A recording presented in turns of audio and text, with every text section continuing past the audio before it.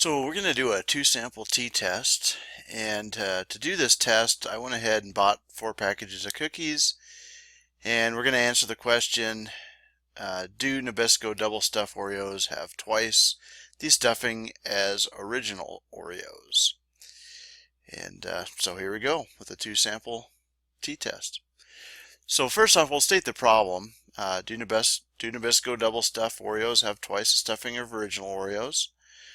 And we'll define our variables. Mu1 is the mean population weight in grams of the white cream filling in each double stuffed cookie.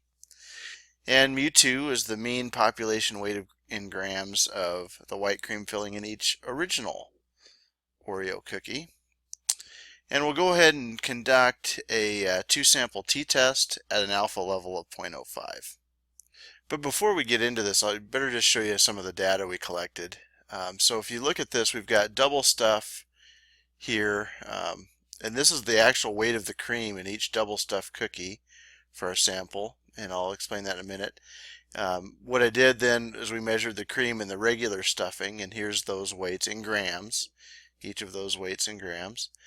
And then what I did, we're going to have to double, I went ahead and doubled the regular here to get twice the original, or twice the regular. And if you double click on that, here you can see it's C2 times 2.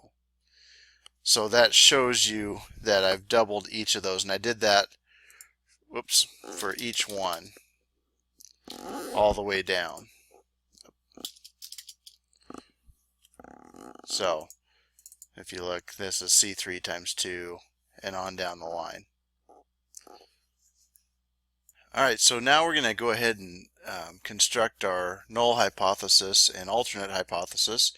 So we want to know, does mu1, which is the double stuff, minus 2 mu2, which is twice the single or regular stuffing, equals 0? And that's the same as saying, is mu1 equal to twice mu2 if you rearrange that equation. So your alternate, so that's no difference. So your alternate hypothesis in that case is mu1 minus 2 mu2 not equal to 0? And so that's the test we're going to do. So for data collection, just to kind of go through what we did, we emptied each of 2 packages of original Oreo cookies and 2 packages of double stuffed Oreo cookies and laid them out on a desk to number them 1 to 36 for the original cookies, because there's 36 original cookies in a package, and 1 to 30 for the double stuff. We used random.org to select random numbers for 15 cookies out of each package. So that was the randomness we used, and you can kind of see here it shows you the kids and how they came up with the random number. There's their actual numbers, and then there they are pulling them out of the lineup. And once we did that, we went ahead and scraped out the filling and placed them in cupcake papers, because the kids wanted to eat them and didn't want us to make a mess anywhere. So there it shows them scraping them out and putting them in these cups. And this is the scale we used. This actually shows a picture of the scale, and it shows an actual, I think that's a regular Oreo cookie. They weigh about 14.637 grams. You can see it's inside a chamber to keep, if there's air blowing, it doesn't affect it. People moving around the room. We tried to keep it as calm as possible. And we always we teared out we zeroed out every time we put a paper on, so we made sure we weren't weighing the paper in any of these experiments. And here again, just another picture of them showing how they're weighing them and getting data collected. So once you get through all this, you need to go through and check our conditions so we can conduct our test. So are the samples random? And in this case, the students did select 15 cookies from each of the 4 packages, 2 original, 2 double stuff. we do realize that this is not a representative sample of all Oreo cookies, because not all Oreo cookies had an equal chance of being chosen. But we did get some randomness in there in the 4 packages we purchased. Is the sample independent? This is sometimes again called the 10% condition. And here we know that 15 is less than 10% of the entire population of both Oreos and double stuff Oreos. And then finally, the last one we want to look at is the large counts condition. In this case, both the samples for the double stuff and the sample for the original were at least 30.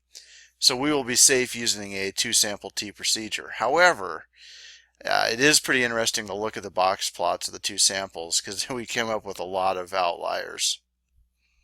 So here's one more look at the data before we get real crazy into this.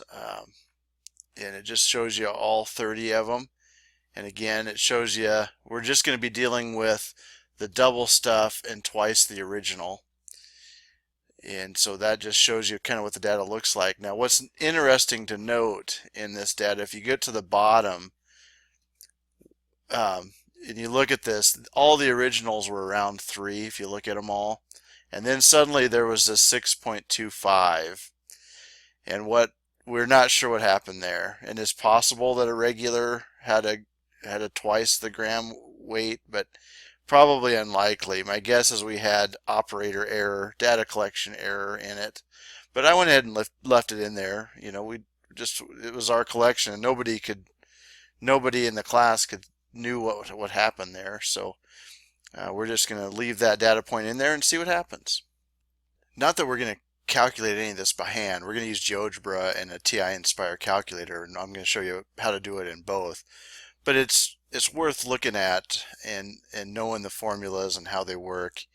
And so I used Geogebra to calculate our 2 samples, the sample statistics. So if you look here, this first one, sample 1, was your double stuff cookies, and sample 2 was your twice your original stuffing weights in grams.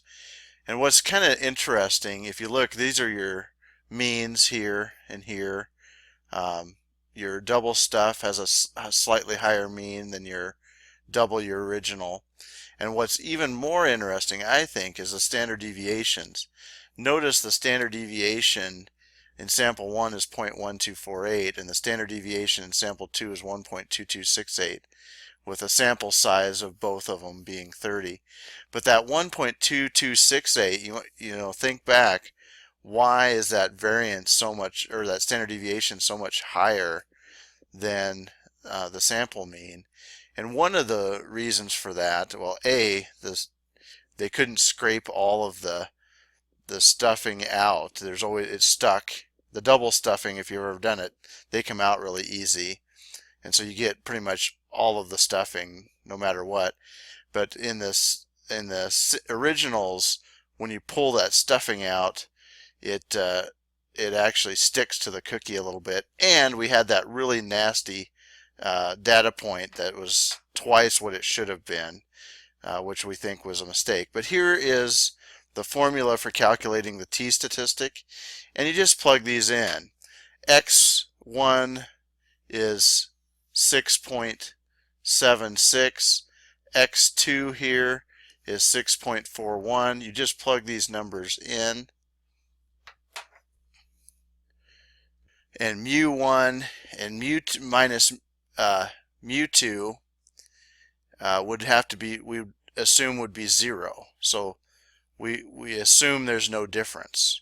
So, and then our S1 would be our 0.1248, N1's 30, S2 here is 1.228 or 1.23 basically, and N2 is 30. And so you plug those in and calculate it for your t statistic. But let's let Geogebra and the ti-nspire do the heavy lifting for this. So we'll start with Geogebra.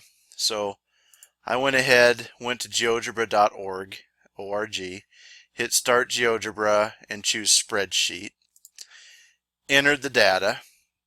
I already showed you enough about that. So I'm going to go ahead and highlight the data set.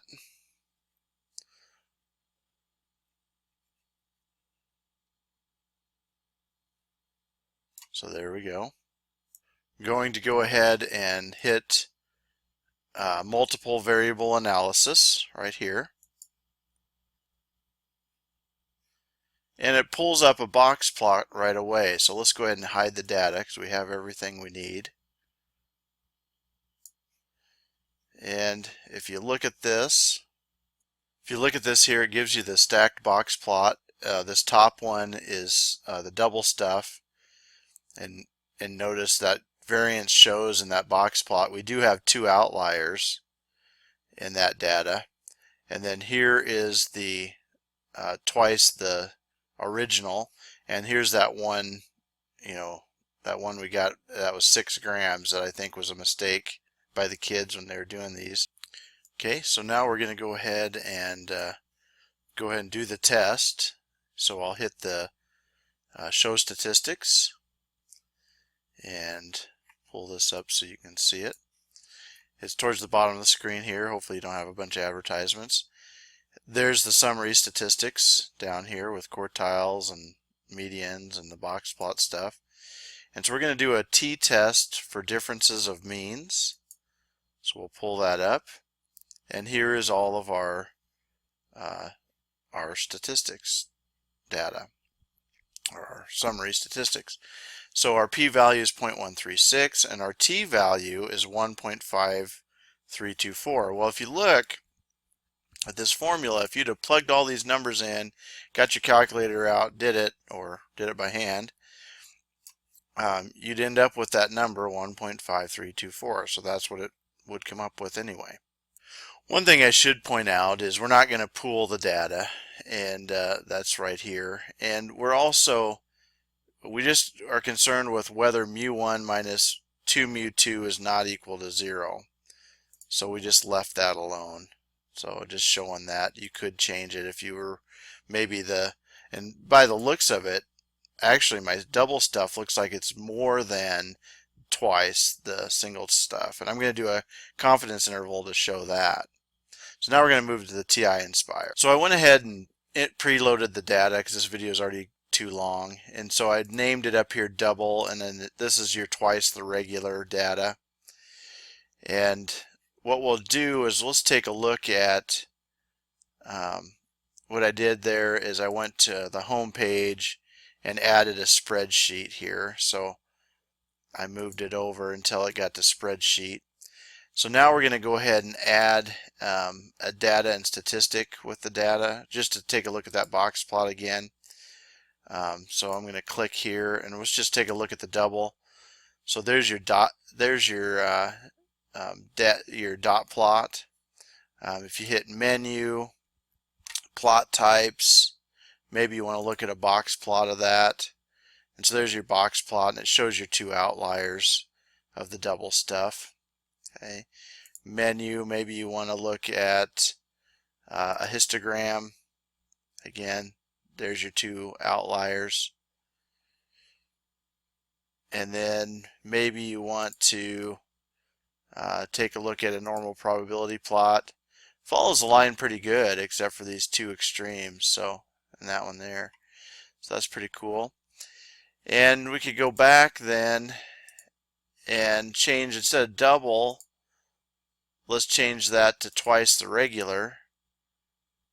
We got a little problem with the because of that huge one, that huge outlier. Wow, that's the normal quintile plot. We'll go ahead and look at the box plot and it'll show it to you. Menu, maybe take a look at the histogram, and there it again shows you that huge outlier. My guess is the kids got things switched around when they're doing the weighing when they did that. So there's the graphs that you'd add that to your report to show your data. Make some sketches of those or put them in your word process report. And so now we're ready to go ahead and do the final conclusion. So let's go ahead and show the statistic here with this. So we'll go in here. We're we're going to hit menu. So I'm back to the spreadsheet. I'll hit menu. Excuse me, I kind of got that out of whack. We're going to go under statistics. We're going to do a stat test, and we're doing a 2-sample t-test. We're going to pull it from data. Your list 1, which is mu1, is the double stuff. List 2, which is mu2, is twice the regular. Leave all this alone. Again, just like Geogebra, you could change this. Right now we're concerned with, does mu1 not equal mu2? So we've got that. We're not going to pool the data. I'm not going to get into why or anything like that. And we'll hit OK. Now you could show the p-value with this, which is nice, but this shows you all the information we need. So p-value, same as what Geogebra got. Degrees of freedom, 29.6. X1, X2, all of your summary stats are right there. But that p-value is the main thing we're after. So let's go in here one last time and do that just to show you. Whoops. Hit the wrong button. So just menu, statistics, test statistics. This is a 2-sample t-test. Data, hit OK. Because I want to look at the graph of this thing. So this is double. This one is twice regular. And let's take a look at that p-value in the shaded distribution. And there it is, 0.136 on so quite a bit of this is shaded in both tails, and your t-value 0.15324. That's one thing that's nice about the ti-nspire. I think is kind of cool. And once you're done with all of that, we can finally do our conclusion, which is this basically. Because the p-value of 0.136 is greater than the set alpha level of 0.05, we fail to reject the null hypothesis and have convincing evidence to suggest that Oreo double stuffed cookies have twice the stuffing of original Oreo cookies. So there we conclude it. Thank you, Nabisco. Thanks to my class for collecting all that data and spending a couple periods with me. And see you next time.